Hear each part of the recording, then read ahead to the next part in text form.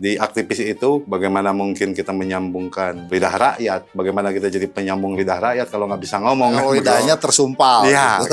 Tidak ada catatan atau tidak ada langkah? Ya mungkin salah satunya itulah, tidak ada langkah-langkah. Jangan bilang orang yang tidak bekerja disebut bekerja gitu. Dikemas dalam bahasa yang bagus. Job fit itu berarti kayak fit and proper test. Betul. Calon pejabat. Jalan. Baru minggu kemarin.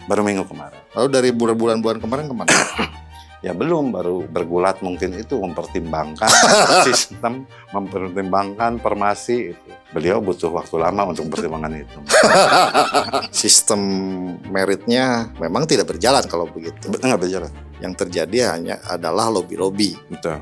Jadi muncul gesekan kompetisi antar birokrasi sendiri untuk masuk ke posisi-posisi yang mereka inginkan. Lalu ada isu Ibu Suri yang bermain. Ya, betul. Ada isu Luhut juga. Saya baru tahu ada istilah Luhut. Siapa ini Jenderal Luhut nih ya? Nggak tahu. Di Tasik ini gitu kan. Apakah ada upaya untuk mengganti sekda? Persaingan antara Asep Goparullah dan Hendra itu. Kenapa mesti rame di luar? Ini kan mendiskreditkan wali kota. Jadi seolah-olah konflik itu diameng gitunya Kang di luar. Iya, sehingga itu memperlihatkan kepada publik bahwa wali kota itu tidak bisa mensolidkan birokrasi kan begitu ya. Kenapa penekanan birokrasi dari awal ini kita wanti-wantikan kepada wali kota? Karena ini bisa berdampak yang lebih luas ke depannya, bukan hanya ya itu tadi. Gitu. Ada konflik besar di dalam birokrasi. Betul. Betul kan gitu. Kompetisi banyak hal sampai muncul interpelasi. Gimana ceritanya? Ya itu tadi mungkin kan. Itu jadi, puncak kejengahan atau gimana nah itu? terlunta-luntanya kebijakan bagaimana untuk mengisi kekosongan jabatan. Dan dalam situasi hari ini, mengkritik itu bisa dianggap sebuah kebencian. Padahal tidak ada kebencian. Betul. Pernah mendapatkan intimidasi dengan kritik-kritik yang dilancarkan ke wali kota. Bismillahirrahmanirrahim. Assalamualaikum warahmatullahi wabarakatuh. Badaya Priangan. Ketemu lagi di Perspektif setelah sekian bulan purnama kita nggak ketemu. Isu mengenai kinerja wali kota Tasikmalaya, Piman Alparisi, tidak henti-hentinya menjadi pembicaraan di ruang-ruang publik.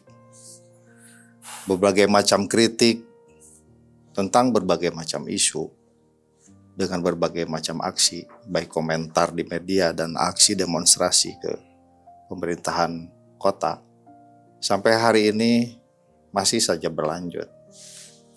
Riuh juga terjadi di dalam ruang demokrasi di DPRD. Salah satu di antara kawan DPRD yang getol mengkritisi ada di hadapan saya. Beliau adalah Kang Asep Muhammad Syam. Siap. Beliau adalah Ketua Praksi Partai Kebangkitan Bangsa Kota Tasikmalaya dan juga Sekretaris Komisi 1 DPRD Kabupaten Tasikmalaya. Saya perhatikan Akang ini sangat aktif sekali. Gitu. Iya. Dari awal tahun sampai sekarang tidak berhenti mengkritisi kinerja wali kota. Ya. Apa saja yang sudah dikritisi? Pertama mungkin kembali ke topoksi ya Kang ya. Jadi iya karena tugas dewan itu ngomong ya. Iya. Bentuknya adalah pengawasan, monitoring. Iya. Kalau nggak ngomong bukan anggota dewan. Oh iya lah. Bagaimana kalau istilah di aktivis itu bagaimana mungkin kita menyambungkan lidah rakyat, bagaimana kita jadi penyambung lidah rakyat kalau nggak bisa ngomong kan begitu. Kalau lidahnya tersumpal, ya, gitu. Atau keluh gitu. Nah, gitu. Bisa begitulah, bisa macam-macam. Kemudian juga jadi saya juga melakukan kritisi itu artinya dalam koridor, tidak lantas acting gitu, tidak. Atau genit gitu. Genit, enggak juga. Enggak, karena memang ada ruang di komisi itu yang namanya rapat kerja gitu kan. Rapat kerja itu rapat dengan leading sektor yang menjadi tanggung jawab kita di dalam pengawasan.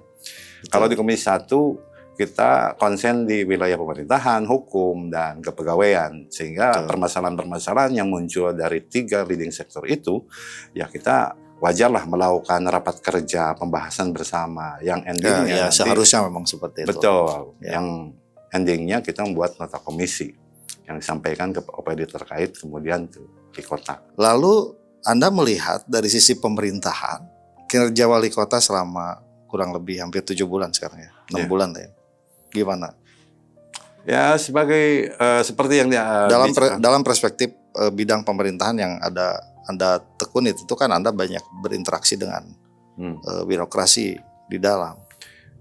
Ya kita betul-betul nge-push lah secara serius ketika misalkan dari awal muncul permasalahan-permasalahan yang bergulir masalah kepegawaian seperti masalah PHK rumah sakit, masalah merit system, ataupun yang terakhir masalah kekosongan jabatan karena itu leading sektor kita.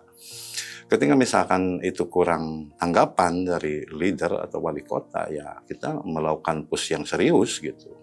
Bahwa bagaimana ini supaya secepatnya untuk dilakukan karena itu berdampak luas bagi masyarakat. Contoh misalkan kekosongan jabatan di 8 SKPD itu kan berdampak terhadap wilayah-wilayah kebijakan dinas yang strategis khususnya di wilayah rencana kerja, kemudian di wilayah keuangan yang notabene itu pastilah akan muncul keterhambatan di dalam kebijakan-kebijakan publik gitu. Ya. Makanya kita nge-push yang serius. Anda melihat apa yang dilakukan oleh wali kota? Bagaimana sih konsepnya? Apa ya?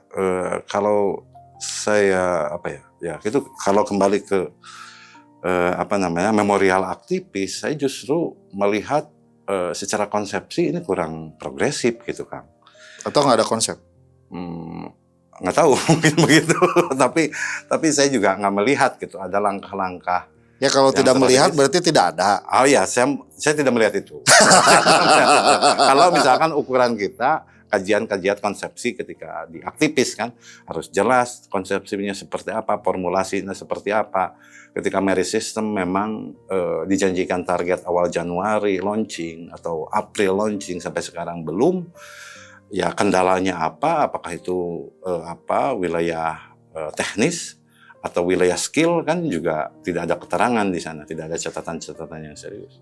Itu satu. Kedua juga tidak ada catatan atau tidak ada langkah.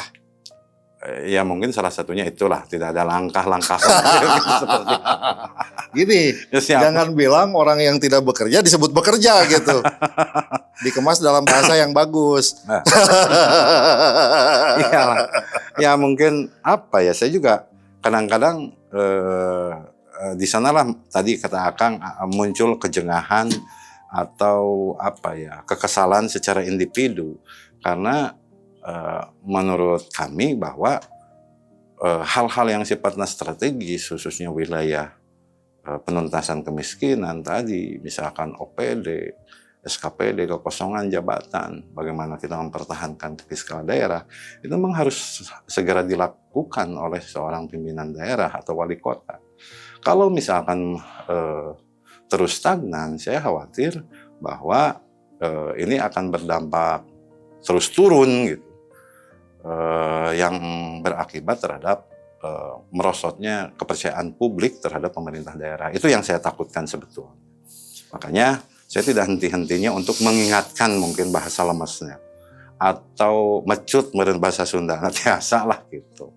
Tapi perspektifnya apapun gitu, tetapi itu menjadi sebuah bagian tugas dari topoksi kita yang memang tidak bisa kita ingkari. Begitu Kang. Oke. Lalu apa yang memperlambat pengisian jabatan? Ini kan udah hampir 6 bulan. Masa sih wali kota tuh bisa membereskan formasi jabatan? Anggaplah kita punya tim sepak bola gitu ya. Lalu formasi backnya siapa, penjaga gawangnya siapa? Karena ada tujuan kan? Betul. Karena ada tujuan, kita nih butuh backnya yang seperti ini nih, butuh wingnya yang seperti ini, gitu kan? Butuh strikernya yang seperti ini, butuh gelandang yang kuat seperti ini, butuh libero misalkan. Kan ini kan dasar. Betul. Maksudnya ini harus dibahas di awal-awal dong. Iya, pondasi awal itu. Pondasi awal kan. Betul. Sebelum peluit untuk pertandingan dimulai. Betul kan? Gimana nggak beres? Apa ya menjadi faktor utama itu? Ya memang kalau kita secara formal, normatif, kita melakukan rapat kerja ke BPKSDM bahwa apa sih sebetulnya masalah merit system misalkan, karena data yang belum masuk, semua data ASN belum masuk. Karena sifatnya itu apa namanya, Akun talent pool, ya. talent pool. Sehingga dari kompetensi ASN, khususnya di tiap eselon itu memunculkan 3 nama nanti siapa yang direkomendasi. Dan apa data ASN belum full katanya seperti itu. Gimana ASN datanya tidak full? Orang Ya ada artinya belum ribuan terhubung, kemudian Gimana? ada permasalahan Maksudnya sistem, merit system. merit system itu. Ya, ya. Kelemahannya itu, kekurangannya, kenapa belum bisa dilaksanakan, direalisir hari ini, karena itu. Jadi belum terhubung data kepegawaian itu semua ke merit system. Itu Kang Asep kan teriak di awal tahun. Iya, Sekarang sudah bulan Juni akhir Kang. iya. Kalau nggak salah ya. Memang apa ya, itu secara normatifnya begitu. Tapi juga informasi yang bertebaran di luar. Karena ya pimpinan daerah sulit untuk memutuskan bahwa pertama secara sistemik mana yang diambil. Yang kedua juga tadi formasi apa yang akan dilakukan untuk menunjang kinerja dia ke depan. Tetapi kan kembali ya, mungkin Kang Muhajir juga saya pernah mimpin di organisasi, bahkan di tingkatan yang lebih luas di regional Jawa Barat. Tapi kan minimal kalau misalkan visi dan arah kita di dalam bagaimana pengembangan organisasi itu sudah kita miliki, tentu tadi ya kita akan memilih yang sesuai dengan visi, misi, kebijakan tersebut, kan begitu. Ya kalau Itu visi, tidak terlalu sulit menurut saya. ya visinya kan Tasik Maju. Nah, gitu. Wah itu kan Industri, luar biasa gitu kan. Betul. Maka birokrasinya harus maju, sistemnya harus Maju. maju. Lalu berpikir juga Harus maju. maju. Maksudnya maju bekerja juga harus maju. Jangan leha-leha, Ya. lila-lila gitu ya. Oh, betul. Ya kan? Ya, betul. Harusnya berpikir out the box, segala sesuatu diselesaikan dengan cepat Betul. gitu kan. Itu faktor kemajuan. Betul. Ya, saya tidak melihat itu. Apakah misalkan Tidak ada? Tidak ada. Karena melihat misalkan saya informasi baik di dalam informasi formal atau non formal misalkan. Di non formal juga kelihatan misalkan ada ambivalensi dari pimpinan daerah gitu untuk memutuskan formasinya seperti apa, juga itu berlangsung yang sangat lama. Informasi dari luar. Gimana mau bekerja? Itu pertanyaan saya. Iya. Gimana mau bekerja mencapai target kalau formasi jabatan aja nggak selesai-selesai? Betul. Apalagi itu misalkan saya lihat bahwa itu adalah fondasi penting ya, birokrasi itu, karena itu kan Betul. instrumennya Betul. wali kota, pimpinan daerah. Itu pertama. Kedua juga kalau di kita, karena berbicara pengalaman, bahwa soliditas birokrasi itu nomor pertama. Ini Betul. Kang Asep melihat tidak solid. Saya melihat tidak solid bagaimanapun. Karena Maksudnya terpecah-pecah. saya melihat begitu. Karena apa? Karena bagaimanapun itu indikasinya kan gampang, Kang. Ketika kekosongan jabatan ini otomatis nilai-nilai kompetisi itu akan muncul antar eselon 2 itu kan. Antara Untuk eselon 2 untuk mengisi jabatan ataupun yang misalkan Eselon promosi, 3, yang promosi. Itu kan muncul friksi-friksi, kompetisi yang tentu jelas itu akan membuahkan konflik internal. Oke, di tingkatan birokrasi. karena sistemnya belum jalan, Iya. kompetisi antar birokrat itu kan sah-sah saja Betul. dalam Ya. sebuah koridor sistem kan. Nah, Karena sistemnya tidak jalan, maka yang berlaku yang di luar sistem. itu. Maksud Jadi saya menjadi kemana-mana dan politis. itu. Iya, Gitu. betul, Kang. Saya menganalisa begitu, sehingga muncullah ketidaksolidan di internal di dalam bekerja. Karena tidak ada kepastian, itu yang paling penting. Nah, menurut saya itu kan bahaya. Menurut itu bahaya. Dampaknya itu kalau misalkan dampak ke wali kota itu hal kecil lah. Tetapi yang kita pertaruhkan kan ini dampaknya ke masyarakat Kota Tasik. Kinerja penanggulangan sampah sampai hari ini kan juga tidak ada solusi yang menyelesaikan gitu. Atau bahkan ya diantep lah gitu. Masalah birokrasi hari ini memang ada progres yang sebetulnya minggu kemarin ada job pit gitu. Ada job pit khusus untuk pengisian di eselon 2. Tetapi juga ketika misalkan berbicara job pit, itu kan celahnya sangat besar untuk penentuan subjektivitas. Maksudnya minggu kemarin baru diadakan semacam open bidding ya? Job pit kan, job pit. Karena sistemnya itu beda. Job pit itu berarti kayak fit and proper test. Betul. calon baru minggu kemarin. Lalu dari bulan-bulan kemarin kemana? Ya belum, baru bergulat mungkin itu mempertimbangkan sistem, mempertimbangkan formasi itu. Ya mungkin untuk anak-anak seperti beliau butuh waktu lama untuk pertimbangan itu. Betul kan? Asli itu. Beda kan misalkan kita juga melihat ya kayak Kuningan, Ciamis bahkan sudah 2 kali tahapan gitu melakukan reposisi birokrasi gitu. Tapi kalau di sini mungkin ya begitulah, butuh waktu lama mungkin untuk memastikan sistem, memastikan formasi mungkin butuh lama.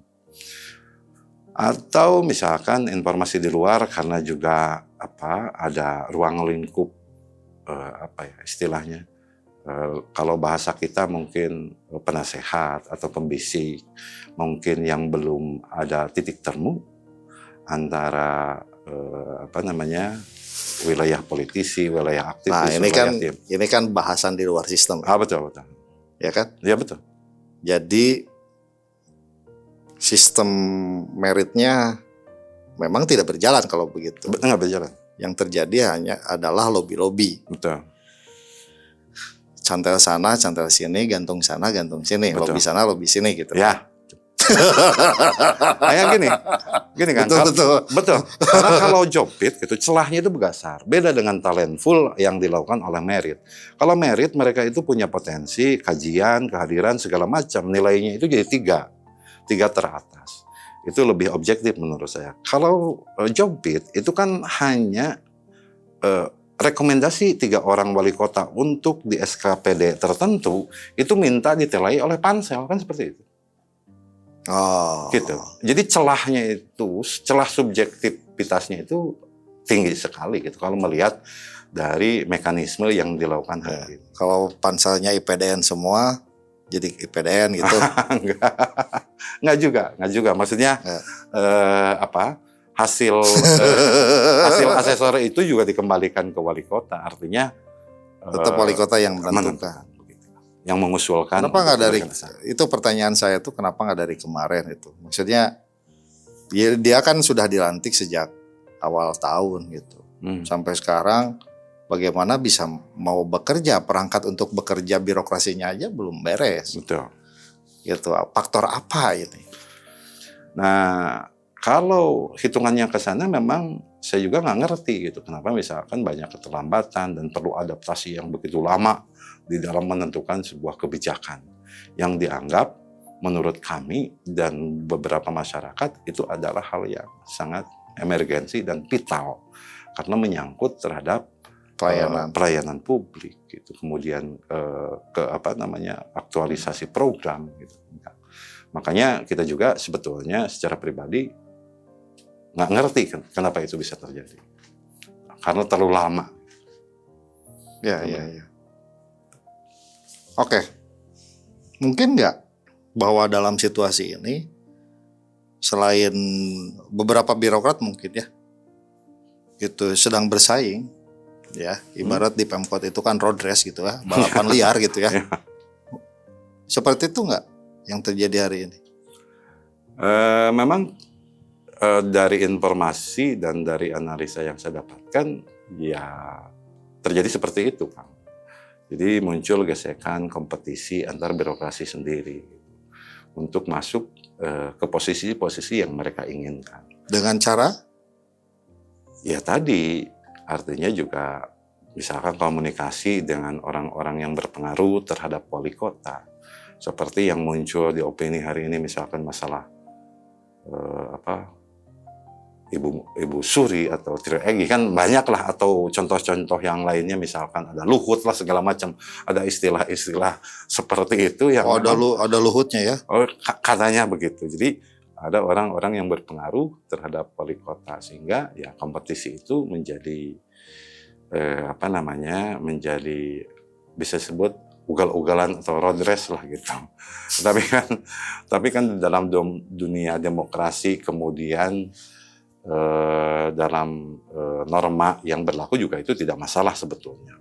Berbicara interpelasi atau saling mempengaruhi satu sama lain. Karena berbicara kebijakan yang menyangkut politik itu kan tidak bisa juga ditinggalkan. Gitu Kang ya. Seperti misalkan contoh kecil lah yang dianggap kita holistik seperti Nabi Muhammad nunjuk Abu Bakar, oke lah. Misalkan beliau mumpuni, berkualitas, punya skill untuk menggantikan beliau. Tetapi ketika penunjukan itu dilakukan, itu kan politis juga, begitu ya maksud saya. Betul. Karena kedekatan dan segala macam. Nah, hari ini kebijakan wali kota, kalaupun itu terpengaruh oleh orang dekat, menurut saya itu hal yang lumrah. Dan pernah saya menyampaikan ketika rapat kerja dengan BKPSDM, untuk menghindari wilayah-wilayah muatan politik itu nggak bisa, susah. Tapi yang paling penting adalah bagaimana kita merekomendasikan orang-orang yang kompeten di bidangnya. Itu yang paling utama. Kenapa kita menekankan pada merit system itu gitu kan? Karena kemunculannya itu bukan hanya berdasarkan dari kedekatan dan muatan politik, tetapi juga dari skill, kompetensi mereka gitu, selama menjabat menjadi ASN. Kalau eselon 2 politis ya wajar lah. Ya, betul. Kalau eselon 3 itu menjadi nggak wajar karena itu sangat teknis sekali. Teknis tadi profesional. Ya. Apalagi eselon 4 kan fungsional itu kan. Betul. Jadi tapi gini maksudnya, apakah keterlambatan ini dipengaruhi oleh faktor eksternal? Ya mungkin ada ada perebutan pengaruh, betul. Gitu kan, adu kekuatan pengaruh orang-orang eksternal yang berpengaruh gitu kan. Oh ya. Ada Kang Asep melihat itu nggak? Kalau dalam kajian politis ya. Kalau Ya dalam kayak tadi politis, kan ada trio Egy yang bermain, ya. Isu ya. Iya isu tapi. Gitu. Lalu ada isu Ibu Suri yang bermain. Ya, betul. Ada isu Luhut juga. Saya baru tahu ada istilah Luhut. Siapa ini Jenderal Luhut nih ya? Nggak tahu. Di Tasik ini gitu kan. Ternyata tidak dalam proyek aja ya. Saya baru dengar nih. Dalam konteks penempatan jabatan juga memiliki pengaruh. Betul. Gitu. Lalu ini berarti kita menghadapi wali kota yang tidak ajak dong. Ya memang kalau Kang Asep kasih ilustrasi tadi perbandingan Nabi Muhammad, kalau Nabi Muhammad kan independen. Oh betul, punya integritas ya. Ya makanya cepat aja gitu. Kamu jadi gantiin, kamu urusan perang, kamu urusan ekonomi, kamu urusan karena independen gitu kan. Betul. Kang Asep melihat ini faktor independensi wali kota juga berpengaruh terhadap keterlambatan ini enggak? Saya lihat begitu. Karena bagaimanapun gini ya, ketika berbicara rekonstruksi pemikiran seseorang kan itu tidak terjadi dalam satu malam. Itu yang pertama. Yang kedua juga karakter itu terbangun dari pengalaman individu. Jadi ketika misalkan hari ini berbicara keterlambatan, tentu beliau orangnya yang terlalu banyak perhitungan atau bisa disebut saya juga overthinking gitu terhadap pengambilan keputusan, sehingga butuh diskusi yang panjang dengan beberapa elemen yang dianggap menurut dia itu kompeten, menurut beliau itu kompeten. Ya tentu ketika diskusi itu dilakukan, beliau pasti ngambil orang terdekat, makanya muncul opini Ibu Suri, Trio Egy, dan Luhut itu tempat diskusi beliau di dalam mengambil keputusan. Yang notabene mungkin saja dari informasi yang saya dapatkan bahwa ya di luar itu pun ada kepentingan-kepentingan lain gitu. Misalkan di luar Ibu Suri, Trio Egy, dan Luhut juga ada di luar itu juga ada kepentingan yang memang sifatnya bertabrakan. Sehingga muncul ambivalensi yang saya sebutkan tadi di pimpinan daerah atau di wali kota Tasikmalaya ketika muncul pihak-pihak eksternal yang saling eksistensi, saling mempengaruhi gitu kan, yang saling bertabrakan, yang endingnya itu membuat wali kota bingung. Itu sangat mungkin dari informasi-informasi yang saya dapatkan. Oke. Apakah birokrasi di kota ini dalam kondisi terbelah? Kalau secara persis saya tidak tahu ya. Tetapi kalau indikasi yang pasti itu ketika hari ini muncul pergerakan-pergerakan itu dalam rangka upaya kompetisi tadi kan yang saya sebutkan. Apakah ada upaya untuk mengganti Sekda? Persaingan antara Asep Goparuloh dan Hendra itu? Kalau secara normatif tidak ada. Artinya tidak ada usulan atau apapun yang memang masuk ke DPRD. Tetapi kalau isi di luar, saya menangkap ada gitu. Tetapi kan itu silahkanlah kebijakan wali kota dengan menempuh mekanisme yang berlaku. Kalaupun itu dilakukan oleh wali kota. Nggak bisa kan 2 tahun. Ya, misalkan begitu. Sesuaikan dengan mekanisme. Kalaupun pergantian-pergantian itu dilakukan. Saya pertanyaannya lebih spesifik ya. Betul. Asep jawabnya normatif. Gimana? Apakah Ya. gitu ya? Memang ada upaya untuk mengganti Asep Goparuloh dengan Hendra Kadis PU itu. Kalau secara spesifik saya tidak mengetahui. Karena kan tapi kalau spanduknya isu, kan itu, spanduknya nyebar tuh. Tapi kalau dari atmosfer dan isu yang berkembang itu ada penggantian itu. Ada upaya untuk mendongkel Asep Goparuloh dari posisi Sekda digantikan oleh Hendra. Kalau menurut isu yang berkembang. Tetapi ya kita kan mempersilahkan. Hanya yang harus ditempuh itu kan mekanismenya begitu. Kalaupun itu dilakukan. Begitu kan maksudnya. Jadi kenapa mesti rame di luar? Ini kan mendiskreditkan wali kota. Betul. Jadi seolah-olah konflik itu diameng gitunya Kang di luar. Iya, Sehingga itu memperlihatkan kepada publik bahwa wali kota itu tidak bisa mensolidkan birokrasi kan begitu ya. Ya, Betul. tidak bisa mensolidkan birokrasi, yang geus puguh kan, tidak bisa mengisi jabatan yang kosong secara cepat, Betul. tidak segera untuk membangun formasi pemerintahannya sementara dia harus bekerja dengan cepat. Betul. Saya, masyarakat biasa mempersepsi, wah ini jenderal ASN aja nggak aman nih, jenderal ASN-nya aja nggak aman nih, Betul. gitu ya. Ya. Sudah menjadi opini bahwa ini mau didongkel nih sama apakah persaingannya itu segila itu gitu maksudnya. Dan itu kan jadi kalau sudah dipasang spanduk kemana-mana kan ini ingin diperlihatkan kepada publik kalau ini sedang terjadi kekacauan di dalam birokrasi. Ya tergantung sudut pandang kita kan. Kalau kita yang biasa berkompetisi menganggap itu hal biasa-biasa saja. Tetapi yang saya pandang itu kalau politik ya, ini kan birokrat. Kita nggak ngomongin politisi Pak. Ya. Jadi kalau menurut saya kan apa urusannya dengan publik? Ini kan urusan internal gitu. Betul. Cuman kalau dari sisi pandangan tadi wilayah kebijakan, wilayah berlarut-berlarutnya kekosongan kebijakan, SKPD gitu. Kemudian juga sistem yang tidak tidak pasti sampai hari ini.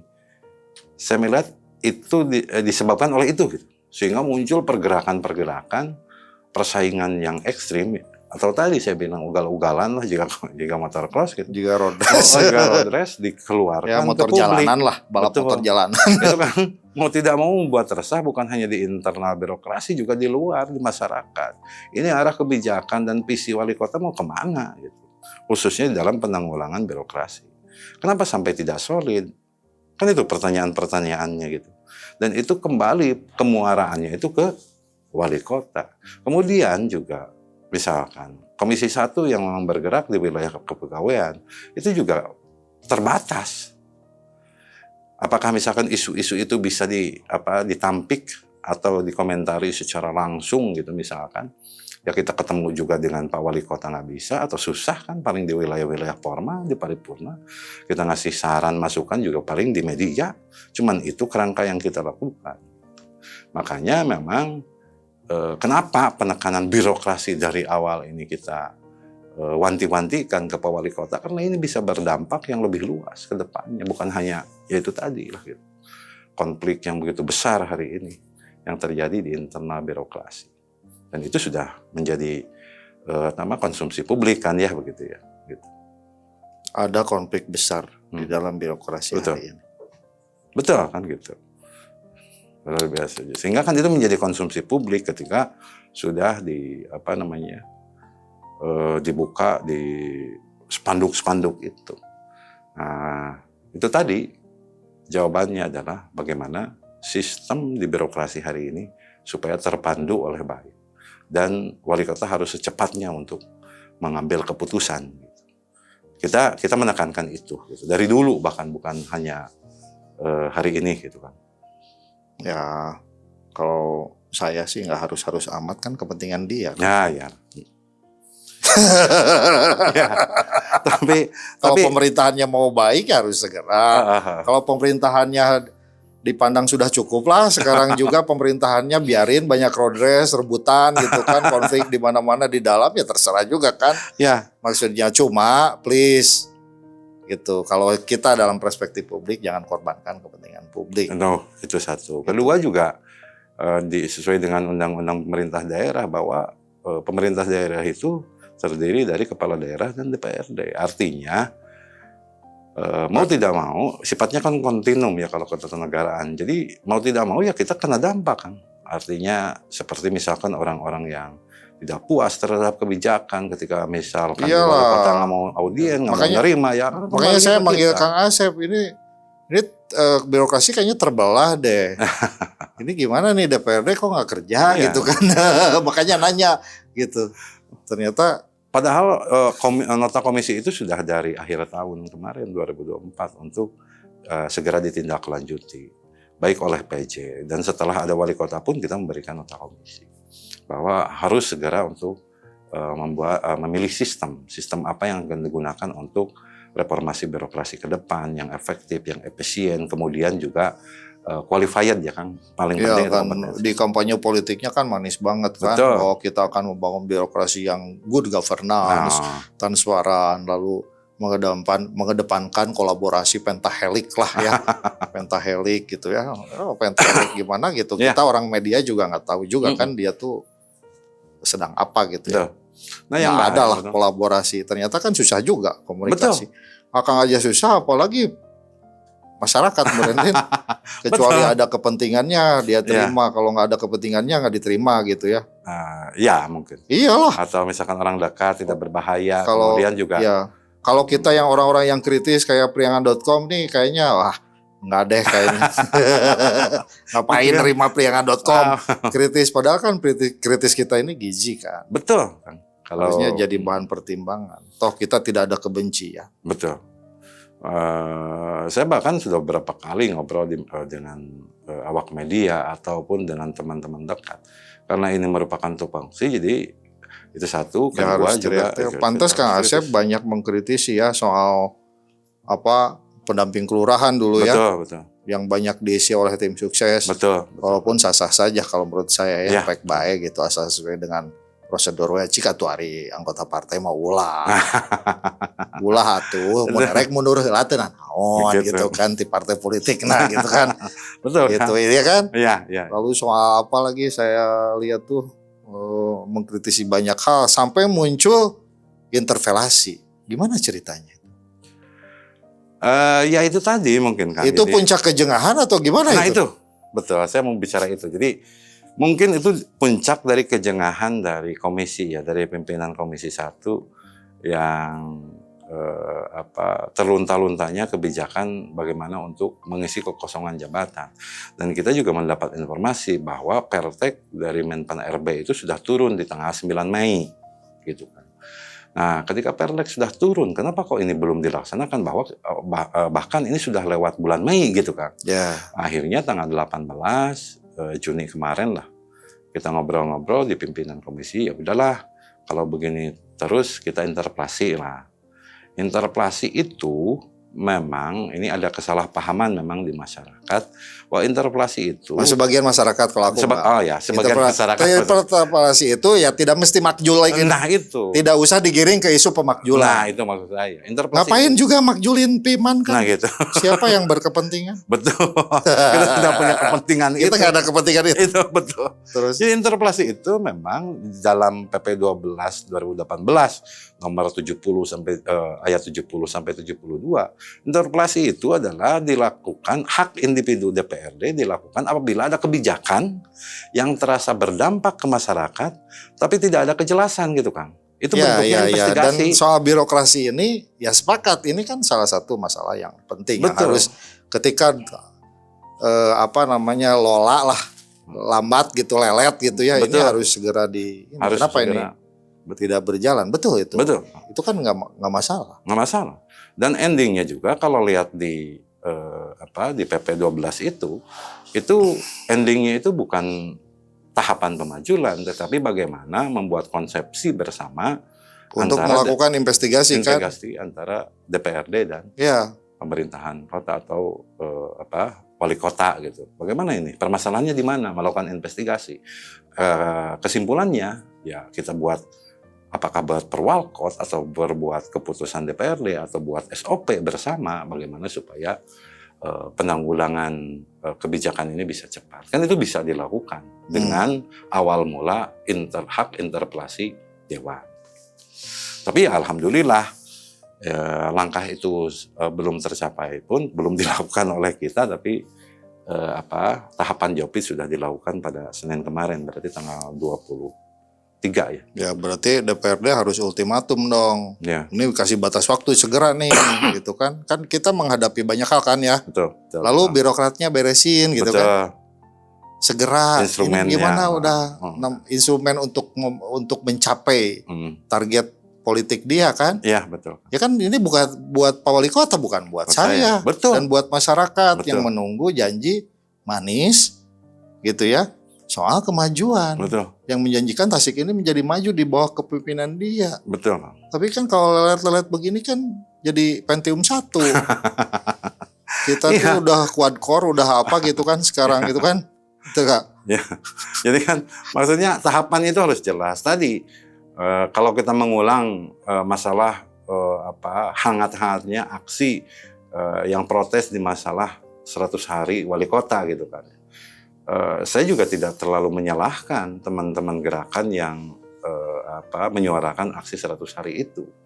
Karena ya wajar, karena mereka pengen melihat tadi kata Akang, pondasinya seperti apa sih kebijakan dan visi wali kota, janji manis wali kota itu. Baik dari sisi birokrasi, perangkatnya seperti apa, formasinya seperti apa, ataupun tadi RPJMD-nya seperti apa. Karena titik awalnya kan di sana gitu. Iya. Ya harusnya itu dulu beresin. Ternyata nggak beres 100 hari. Berbulan-bulan. Iya. Terakhir pertanyaan Siap. dari saya Kang Asep. Kang Asep kan sangat aktif sekali mengkritisi. Gitu ya. Dan dalam situasi hari ini mengkritik itu bisa dianggap sebuah kebencian. Padahal tidak ada kebencian. Betul. Karena kritik itu adalah nafas, kebebasan berekspresi dan kebebasan berbicara, nafasnya demokrasi. Hak Betul. semua warga negara, semua orang. Apakah selama ini pernah mendapatkan intimidasi dengan kritik-kritik yang dilancarkan ke wali kota? Kalau secara fisik enggak lah. Kemudian juga kalau secara verbal langsung tidak. Tapi mungkin juga secara diplomatis iya. Bahwa bagaimana supaya memberikan ruang bagi wali kota untuk adaptasi. Itu ada, tetapi juga tergantung sudut pandang kita. Ada enggak? Adalah secara diplomatis. Oke, terima kasih Kang Asep. Kita ketemu lagi di perspektif berikutnya dengan pembahasan yang lebih hangat lagi. Terima kasih. Assalamualaikum warahmatullahi wabarakatuh. Waalaikumsalam warahmatullahi wabarakatuh.